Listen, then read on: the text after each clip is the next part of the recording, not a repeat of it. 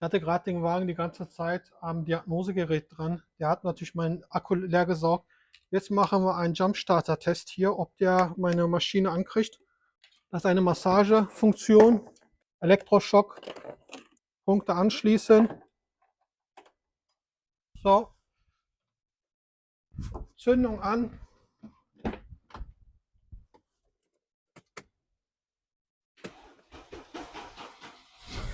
Und das war's schon. Also das ist ein vernünftiger Jumpstarter, wo alles klappt.